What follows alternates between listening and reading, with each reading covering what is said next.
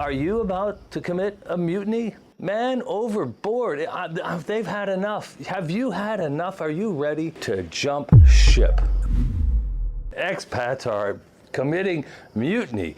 Expats are going overboard. And today we're going to talk about whether you are about to commit mutiny. Are you about to revolt? Will you rebel? Will you be following Mr. Christian and having a mutiny and taking over the HMS Bounty from Captain Bligh? When I looked in the mirror 2 years ago, I saw myself starting to age and my dating prospects to be very just horrible. The type of woman that I was attracted to wouldn't go out with me. The type of money it would take to attract that type of woman, I didn't have it. I didn't want to give up. I wasn't ready to give up on myself. I was ready to jump overboard and exit the system, exit my home country and live as an expat. And why? Much like my life in the West, the men on the HMS Bounty had a horrible living condition that faced them. Their regular work life involved risking sudden death. Many of them couldn't even swim, yet they were at sea. Poor rations, limited comforts, and the constant demands of an overbearing boss. Now, many of you may think that the women in your life or a past woman in your life was like Captain Bligh. You couldn't please her. She was constantly making demands. It wasn't a honey-do list. It was a honey must-do list that you had to deal with. You left that relationship. You left it behind.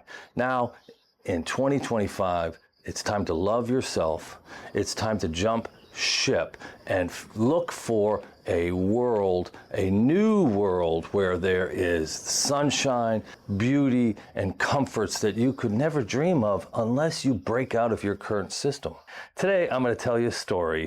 In 1789, Captain Bligh left heading for Tahiti to collect breadfruit with Mr. Christian and a crew aboard the HMS Bounty.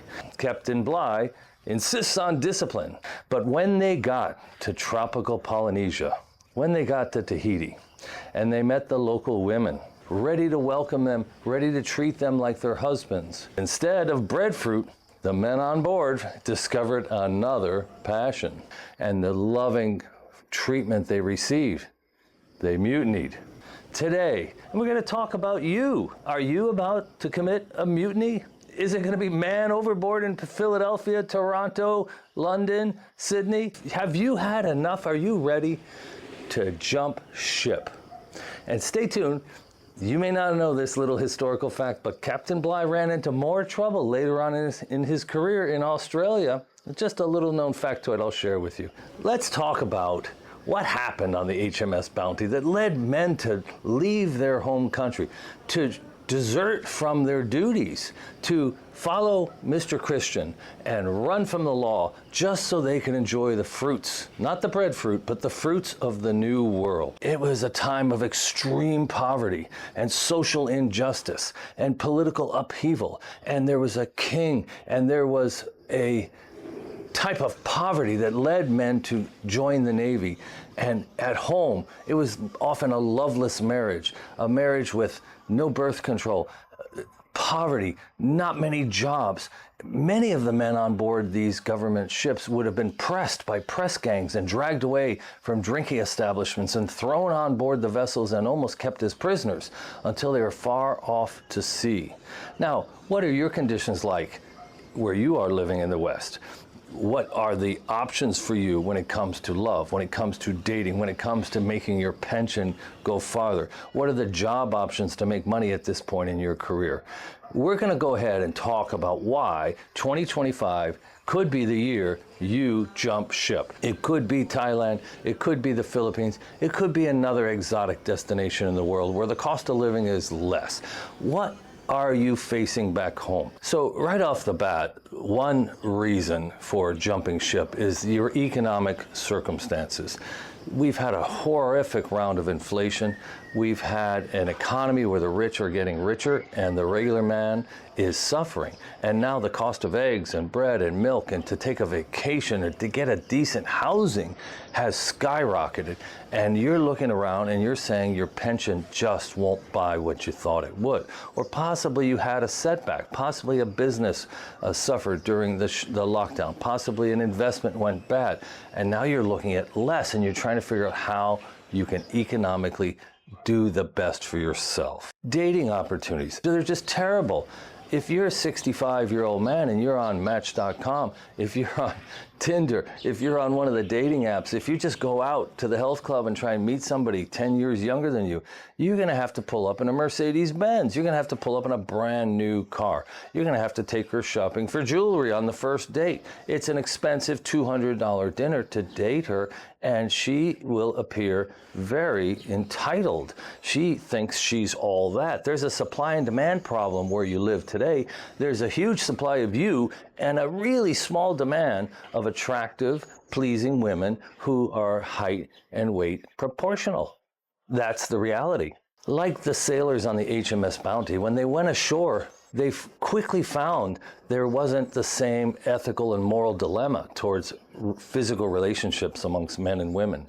Their beads and metal objects were very valuable. Their elderly looks were quite exotic, and they had a currency they could trade, and they met and made long-lasting relationships. So the men on the Bounty, when Mr. Christian said, maybe we shouldn't go back, maybe we should stay with our Polynesian women and have a different life than the one that is in England, a lot of men, they said yes for reasons that had nothing to do with the harshness of Captain Bligh. Being alone in the West in a retirement age or near retirement age can be a brutal, depressing experience. There's a lot of studies that show that your health can really suffer if you don't have good networking and good friendships.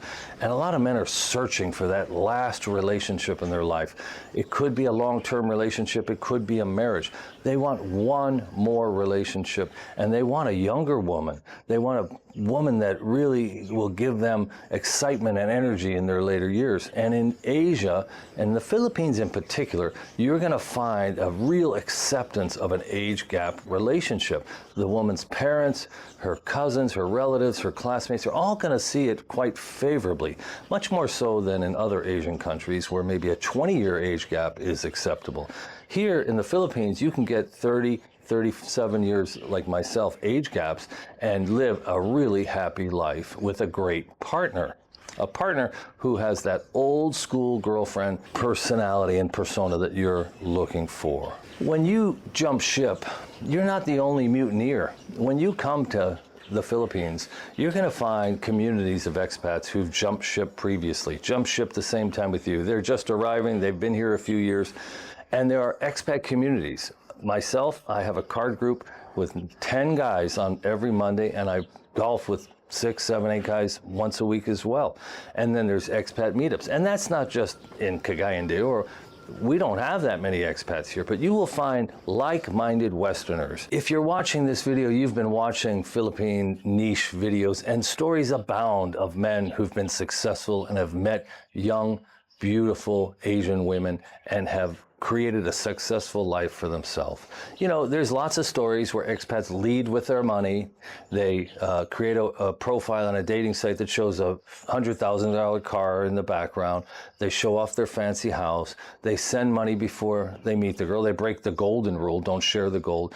And they crash and burn when they get here. There are plenty of stories, but for every story of a man who had a hard landing, there's a story of a man who had a soft landing. He didn't lead with his money. He made sure that girl truly loved him. For every expat that crashes and burns, there's another expat who has jumped ship and landed safely ashore and took his time, was very selective, he didn't give up, and he leads a successful life. Once you jump ship and you arrive in Asia, you are going to feel a world of difference. Dating in Asia, the age gap relationships, the way women treat men, the way you're seen, the way you are the scarce commodity, it's going to create an amazing opportunity and create a terrific lift to your mood, and you're going to feel worthy, not invisible. In the West, People prioritize your looks over your integrity, over your morals, over your experience, over your knowledge,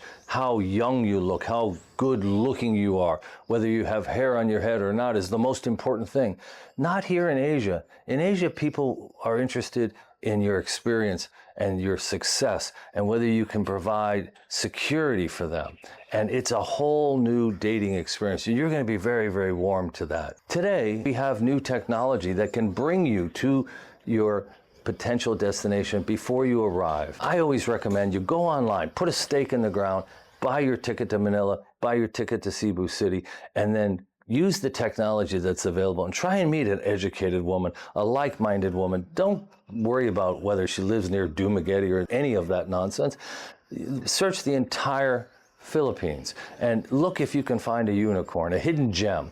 And if you can't, okay, well, you're coming in 45 days. But if you can, you're coming in 45 days, and that makes you very competitive versus the other men. The men on the Bounty sought freedom from oppressive conditions on board their ship. Modern expats are forging a new path to find a new freedom from oppressive conditions in their home countries. Expats around the world are abandoning, they're jumping ship, not only to get away from oppressive conditions and bad partners and bad potential partners, but to find new freedom, to find a new era in their life of exploration, to look for opportunities for love and happiness abroad.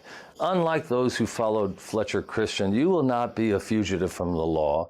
You will abandon some of your relationships back home. They will feel abandoned, but you are allowed to live your life. You're allowed to love yourself. You're allowed to put yourself number one. And finding that love, the friendships, the culture, the food, the warm weather, the age gap relationships, you're allowed to seek these things. You're allowed to get away from Captain Bligh's harsh rule, horrible living conditions on board, the horrible urban decay of 1789 England, the capitalist system that catered to the rich. It was a brutally harsh environment those men fled. Now, I'm not saying that you should abandon your country in a time of need, but I'm just saying one of the reasons men chose to come and stay in Tahiti and in Polynesia was they got exposed to it. Most of the people in England, they never knew such a world existed. And when they found out that world existed, they were motivated to make a change.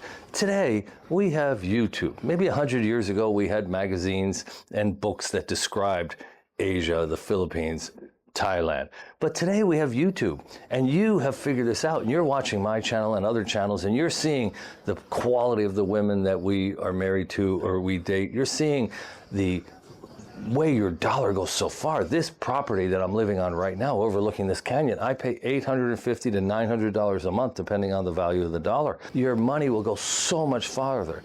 Your social network will be so much more robust. If you go to Thailand, you'll have amazing food. If you come here to the Philippines, English is going to be very important, very, very important. One of the things you don't want to do is you don't want to end up with a woman you can't have a conversation with. You can't take a car ride and have to turn on the music, otherwise you're bored. And if you're video chatting a woman and you're bored and you have nothing to talk about, that's a hint that that's maybe not the right match for you. There are an abundance of beautiful, petite Filipino women here, and many, many of them are excellent in English, and quite a few of them could have gone off to be doctors or lawyers, but their families are poor or they're the second daughter and they don't get to go to college even. So you want to find a gem and you want to find a diamond in the rough. This is the place for you to come. And in 2025, you don't have to be a fugitive from the Royal Navy to make the move. And your family, after 6 months or a year, will understand and they'll see you living your best life. Now, I promised you I'd give you a tidbit about Captain Bligh. In 1808, after Captain Bligh's amazing open boat voyage back to London, he wasn't court-martialed, he continued in the Navy, and he became the governor of New South Wales, a penal colony. And the Rum Rebellion was the only instance where the military committed a coup, and they deposed Captain Bligh, which means they kind of put him, they took him out of power, they put him in house arrest, and he had to be deposed before a court because of his harsh rule and his harsh behavior. So If you think people change their stripes, if you think people change their colors, they really don't. The environment you're living with, the person you're living with, the women that you might meet, the type of entitlement, the type of westernized experience, if you think it's going to change for the better, it won't. Come to the Philippines, experience women, old school women, petite Asian women that speak English for a 90-minute, $50 consultation. Go ahead and write me at FlyMeToThePhilippines@gmail.com. Chrissy and I wish you the best in the new year.